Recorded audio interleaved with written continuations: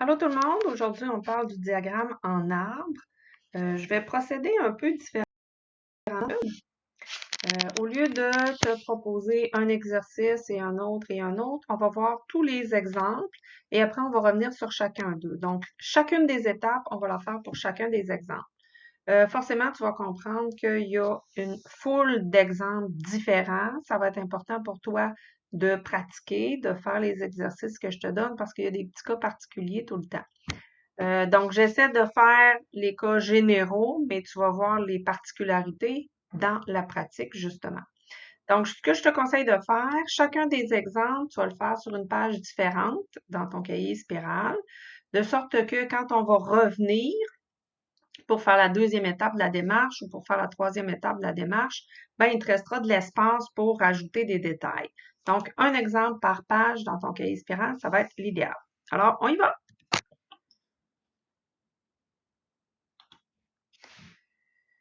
D'abord, là, je te parle de calculer la probabilité d'un événement parce que éventuellement, le diagramme en arbre va nous permettre de calculer des probabilités beaucoup plus facilement. Donc, avant de construire ton diagramme en arbre, il faut te questionner. Parce que là, c'est pas toujours écrit clairement dans le texte, hein. Il faut que tu penses au contexte. Par exemple, les questions qu'on se pose, c'est il y a combien de piges, il y a combien de lancers, il y a combien de choix. Si je lance 5 dés, ben, il y a combien de piges de lancer de choix? Moi, je mets toujours ces trois mots-là ensemble, là. Ça veut dire, il y a combien de réponses à donner? Je te mets dans la main 5 dés et je te dis, lance-moi ça. Combien tu as de réponses à me donner? Tu vas avoir 5 réponses. Tu vas me dire, mon premier dé, j'ai obtenu 2.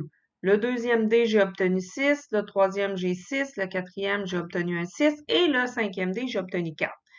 Donc, ça veut dire que dans mon diagramme en arbre, je vais essayer d'aller dessiner ça rapidement. Là, on fait juste un exemple. Il y aura 5 séries de nœuds. C'est quoi des nœuds? C'est les points que je fais. Ça, c'est un nœud. Ça, c'est ma deuxième série de nœuds. Ça va être ma troisième série de nœuds. Quatrième, et il y en aura un autre. Donc, à chacun des lancers, à chacun des choix, j'aurai une série de nœuds à faire. Là, tu comprends que je n'ai pas dessiné toute l'arbre au complet, j'en ai fait seulement qu'une partie. Si la question était pige 3 cartes dans un jeu de cartes, ben, tu aurais combien de lancers de choix de pige? Tu en aurais 3. Et finalement, je t'offre une boîte de beignes, je te mets ça devant toi et je te dis choisis un beigne. Il y a combien de lancers, il y a combien de piges, il y a combien de choix dans mon histoire? Il y en a un seul. OK? Donc ça, il faut que tu apprennes à détecter ça. Combien il y a de piges, combien de lancers, combien il y a de choix à faire. Et la deuxième question la plus importante, est-ce que c'est avec ou sans remise? Ça veut dire, là, est-ce que le même résultat peut réapparaître une deuxième fois? Par exemple, si je lance un dé, est-ce que ça se pourrait que sur 2 dés, j'ai le chiffre 6? Oui, ça se peut. Donc, c'est avec remise. Même, je pourrais lancer un seul dé à 3 reprises et sur mon dé, je pourrais voir apparaître le 6 à plusieurs reprises. Donc, ça, c'est avec remise. Si je te demande de piger une carte et de me dire quelle carte tu as pigée, est-ce que ça se pourrait que le valet de cœur apparaisse à 2 reprises? Tu piges ton valet de cœur, tu le gardes dans ta main, tu piges une deuxième carte avec ton autre main. Est-ce que tu pourrais me dire j'ai eu valet de cœur et valet de cœur? Ça se peut pas. Donc ça, c'est sans remise. Par contre, je te présente le même jeu de cartes et je te dis pige 2 cartes, une dans chacune de tes mains, et dis-moi la couleur. Est-ce que tu pourrais piger une carte rouge et une carte rouge? Oui, ça se pourrait. Donc ça, c'est avec remise. Donc, tu comprends que le même objet, je te présente la même expérience, mais je fais juste changer un peu ma question. Tu n'auras pas du tout la même réponse. Et il y a des contextes qui font que là, sors-toi de ton gros bon sens, là. Je te présente la boîte de beignes. Est-ce que tu pourrais, à 2 reprises, piger le beigne en forme de cœur? J'imagine que non. Si tu l'as pigé une première fois, on s'attend à ce que tu le manges, hein? Tu ne le remets pas dans la boîte. Donc, les questions importantes, combien il y a de piges à faire, combien il y a de choix, puis est-ce que c'est avec ou sans remise? OK? Et des fois, c'est pas indiqué clairement, c'est le contexte qui te l'indique. Donc, on commence avec nos exemples. Là, tu vois, mes exemples sont numérotés un peu étrangement. C'est parce que j'ai pris le même document que secondaire 2 et je ne fais pas tous les exemples. Donc, sur ta feuille, pour te repérer, tu peux écrire deuxième exemple, même si c'est le premier qu'on fait ensemble. OK? Donc, je te lis ça. Tante Gertrude veut faire un gâteau à 2 étages. Elle a le choix entre 3 saveurs. Banane, chocolat et vanille. Donc, voici un exemple de gâteau. Elle veut faire soit banane, chocolat, vanille. C'est elle qui décide. L'étage du haut sera servi aux enfants et l'étage du bas sera servi aux adultes. Là, tu comprends que c'est un gros gâteau, hein? C'est pour une fête de famille. Donc, on avait dit l'étage du haut sera servi aux enfants. Là, j'écris ça. On me demande, est-ce qu'il y a plusieurs choix à faire? Oui, j'ai plusieurs choix à faire. Tante Gertrude, il faut qu'elle décide la saveur pour l'étage du haut enfant et la saveur pour l'étage du bas adulte. Donc, j'ai 2 choix à faire. Est-ce que c'est une expérience à plusieurs étapes? Oui, il y a 2 étapes parce qu'il y a 2 choix à faire. Est-ce qu'elle peut reprendre la même saveur? Et ça revient à est-ce que c'est avec ou sans remise cette expérience-là? Est-ce que dans le contexte, on te dit qu'elle ne peut pas reprendre la même saveur? Est-ce que ça fait partie des contraintes? On n'en parle pas. Est-ce que dans l'histoire, logiquement, il faudrait que ce soit des saveurs différentes pour les 2 étages? Pas du tout. Ça se pourrait dans la vraie vie que les 2 étages aient la même saveur. Donc, on appelle ça avec remise. Ensuite de ça, on me demande, donne un exemple que tu pourrais lui donner. Fait que quand tu vas parler avec tante Gertrude, là, elle te demande tes conseils. Qu'est-ce que tu vas lui donner comme réponse? Puis tu vas dire, ben, tante Gertrude, fais donc l'étage d'en haut chocolat puis l'étage d'en bas vanille.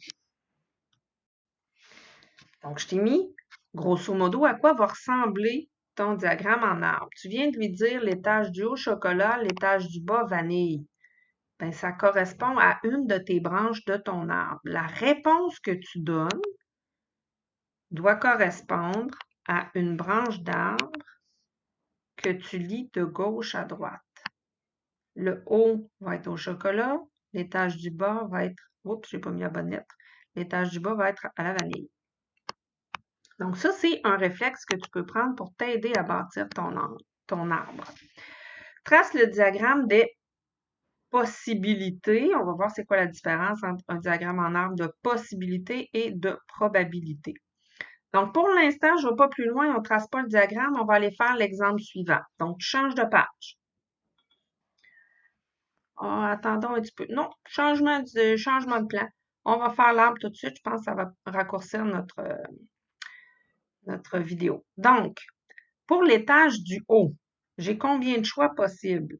L'étage du haut, c'est ma première série de nœuds, là. C'est ça ici. Donc, j'ai 3 choix possibles. Donc, on va aller dessiner notre arbre avec 3 branches pour la première série de nœuds. Tu as toujours la branche du départ, hein? Donc là, on va se faire 1,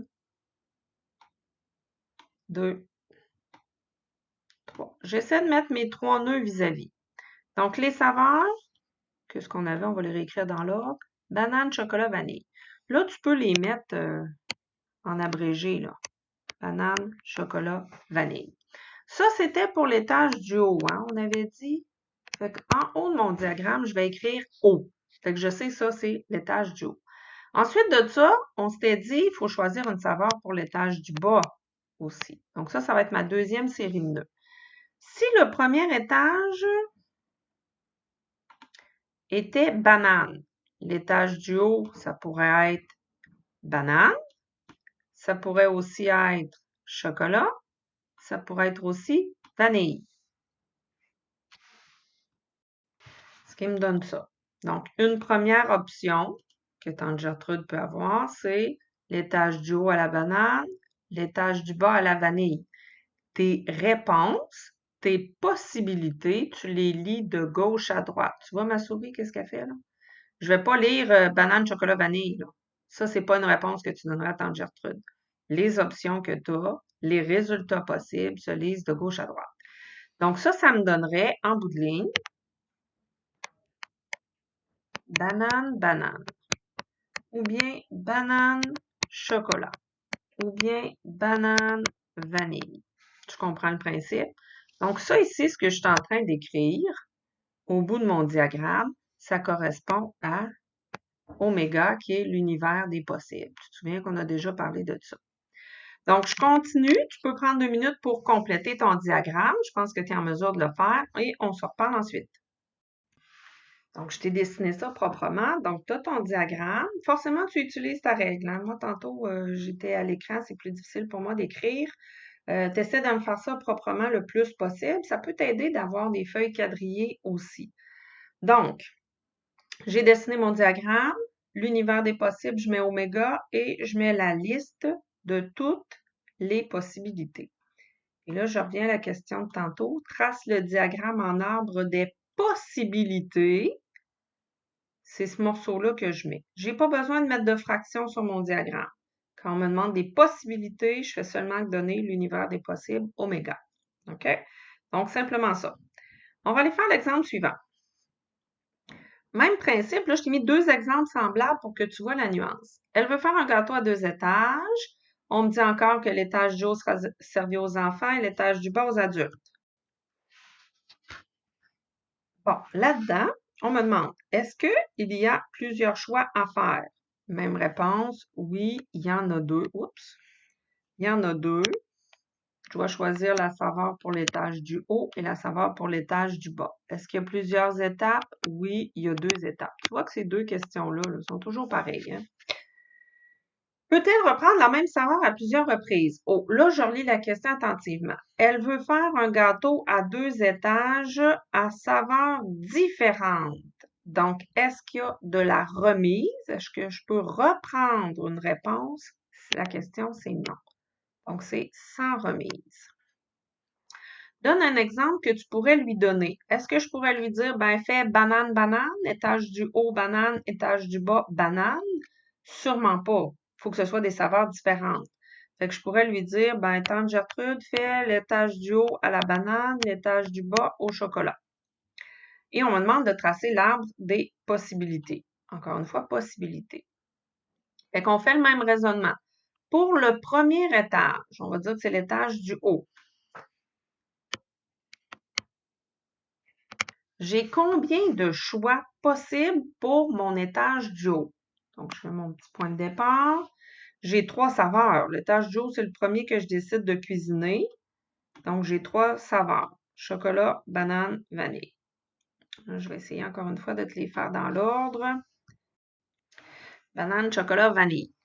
Et là, une fois que l'étage du haut est fait, je suis rendue à faire cuire l'étage du bas. Quels sont les choix possibles que j'ai? Là, il faut que tu fasses attention. Si j'ai déjà choisi banane, il me reste quoi comme option pour l'étage du bas? Il va me rester seulement chocolat ou vanille.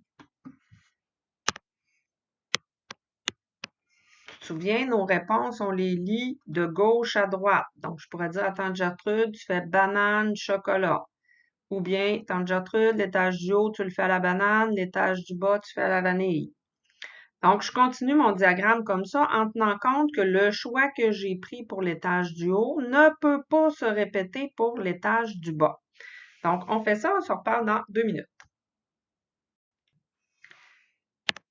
Je te laisse 2 minutes pour regarder le diagramme en arbre que je te présente. Là, tu es en train de te dire, « Elle est mêlée bien raide. » Oui, ça m'arrive des fois, je suis mêlée, mais pas cette fois-ci.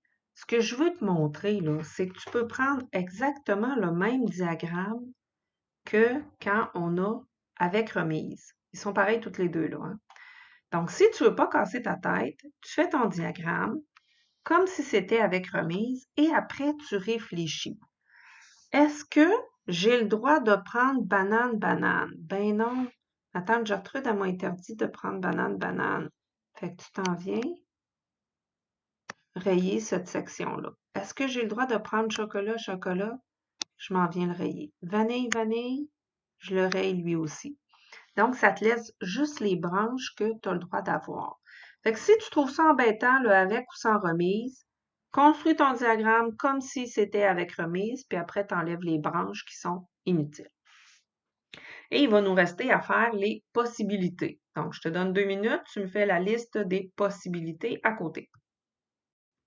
Donc, voici la liste de tes possibilités. Puis, j'ai appliqué la même stratégie encore une fois.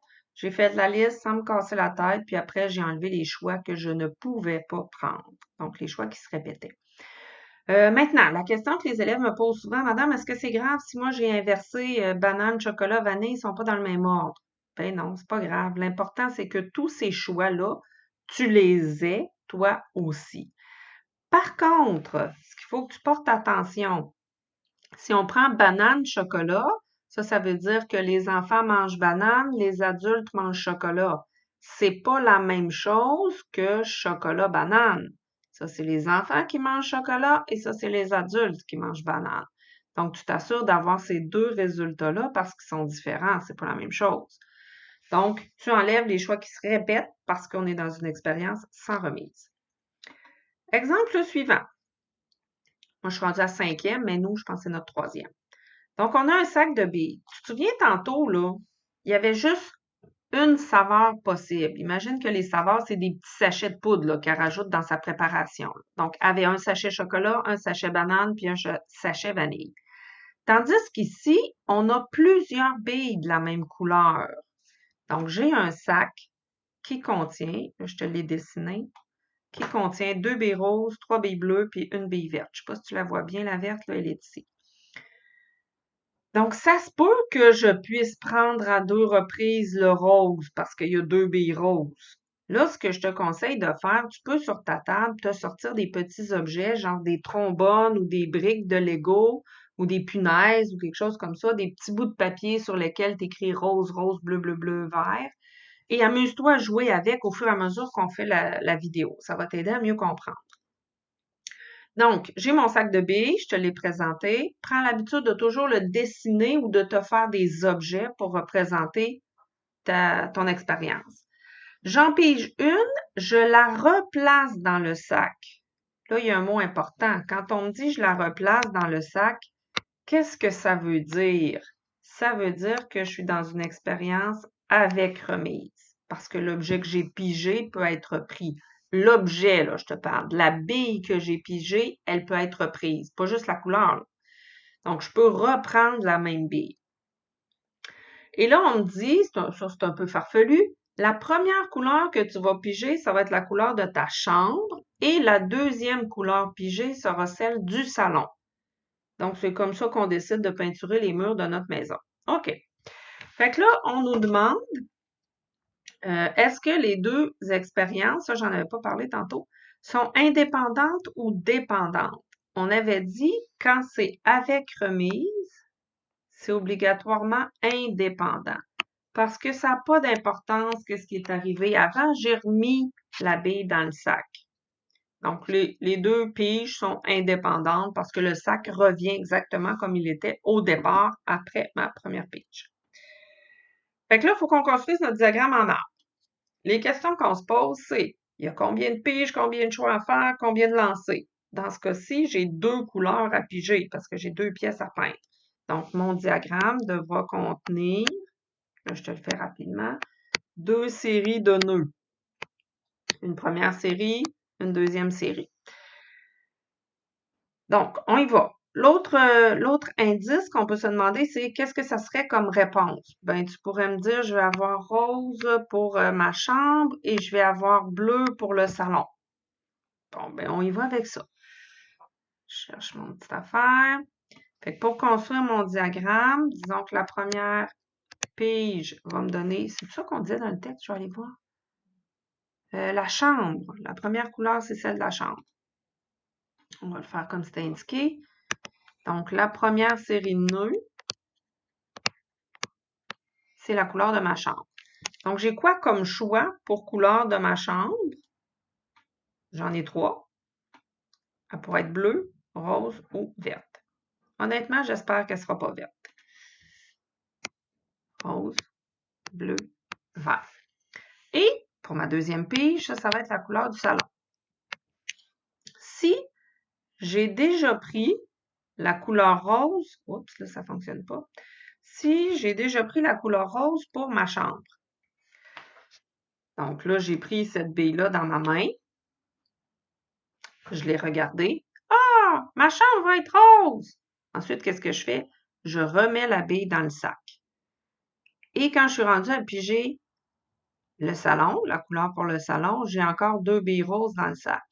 Donc, mon salon pourrait aussi être rose, il pourrait être bleu ou il pourrait être vert.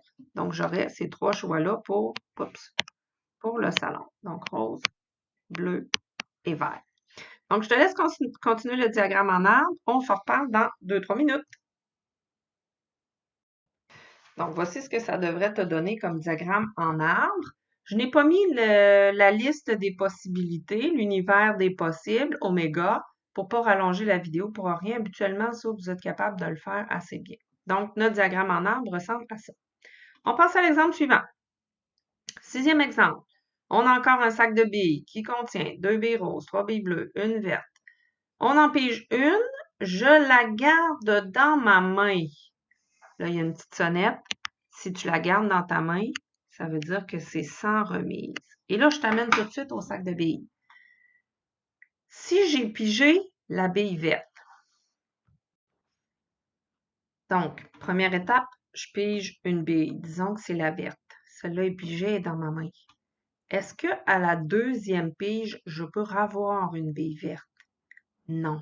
Tu vois que c'est là où ça joue le fait qu'on est avec ou sans remise. C'est que des fois, l'objet, on ne peut pas le repiger une deuxième fois. OK? Avec ou sans remise, on parle toujours de l'objet. Hein? Donc, on est dans une expérience sans remise. Si c'est sans remise, est-ce que c'était des expériences, des piges dépendantes ou indépendantes? On était dans le dépendant. Parce que ce que je vais piger à la deuxième pige dépend de ce que j'aurai pigé à la première pige. Donc, on est dans des expériences dépendantes. Tu te souviens, je te fais un petit rappel rapide. Sans remise, c'est toujours dépendant. Avec remise, indépendant. Donc, ces mots-là, c'est comme des synonymes, si tu veux. Donc, pour construire notre diagramme en arbre, on va dire qu'est-ce que j'ai pigé dans ma main droite et ce que j'ai pigé dans ma main gauche. Fait que tu pourrais me dire, ben, tu as pigé une bille rose dans ta main droite et une bille bleue dans ta main gauche. Fait que ton diagramme, il commencerait comme ça. Donc, ça, c'est ton point de départ. C'est ce que je veux que tu apprennes à faire. Certains élèves, là, je te dis ça en passant, font les diagrammes, ça va bien, tout marche bien, puis d'autres élèves, ils n'arrivent pas. Si tu fais partie de ceux qui ont de la misère à faire ton diagramme, c'est parce que ton cerveau le lit, là, je vais te montrer, il le lit de haut en bas, au lieu de le lire de gauche à droite. Donc, c'est ça qu'il faut pratiquer. Si c'est ton cas, tu me fais signe, on va retravailler ça ensemble jusqu'à temps que ça soit bien saisi. Donc, tu prends 2 minutes pour me faire le diagramme. On se reparle ensuite. Donc, c'est ce que je te montrais tantôt. Si j'ai pigé la bille verte dans ma main droite, est-ce que je pourrais repiger la bille verte dans ma main gauche? Non. Donc, cette ligne-là, je dois l'enlever. Voyons. Comme ça. Donc, notre diagramme ressemble à ça. Encore une fois, tu peux compléter l'univers des possibles à côté, le oméga, pour faire un diagramme qui est plus complet. On passe à l'autre exemple. D'abord, je te fais un petit retour. Qu'est-ce que c'est des événements équiprobables? Tu te souviens, c'est comme équilatéral, qui sont pareils, qui ont des côtés de même longueur. Ben, équiprobable, c'est des événements qui ont les mêmes chances de se produire. Si tu regardes dans ma roue chanceuse, j'ai 3 picots rouges et j'ai trois picots verts. Donc, le rouge et le vert, ce sont des événements équiprobables. Donc, on me dit, tu tournes la roue 2 fois. Si je la tourne 2 fois, est-ce que je peux retomber sur exactement la même case, sur celle-là, mettons? Oui, je pourrais tomber 2 fois sur la même case, donc c'est avec remise. Oups, ça, je ne le posais pas comme question. Ça, on va l'écrire.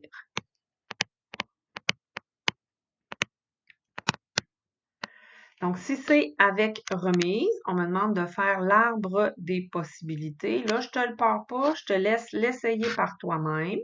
On sait que c'est avec remise. On tourne la roue 2 fois. Donc, combien il y a de choix de pige de lancer? Il y en a 2. Ça nous indique le nombre de nœuds, de séries de nœuds qu'il y a dans notre arbre. Fait que je te laisse l'essayer. On se reparle dans 2 minutes. Donc, ça nous donne un diagramme qui est sensiblement la même chose que les autres d'avant. À la différence que, non, c'est vrai, on est avec remise, donc toutes les branches restent là, on n'a rien à enlever. Donc, ça fait le tour pour un premier vidéo sur comment on construit le diagramme en arbre. C'est là-dessus que je voulais mettre l'accent. Prochaine vidéo, on va passer, garde tes feuilles parce que dans la prochaine vidéo, on va reprendre ces exemples-là et on va mettre nos probabilités dessus. Donc, on va faire des arbres de probabilités et non pas juste des arbres de possibilités. Donc, on se reparle bientôt. Bye!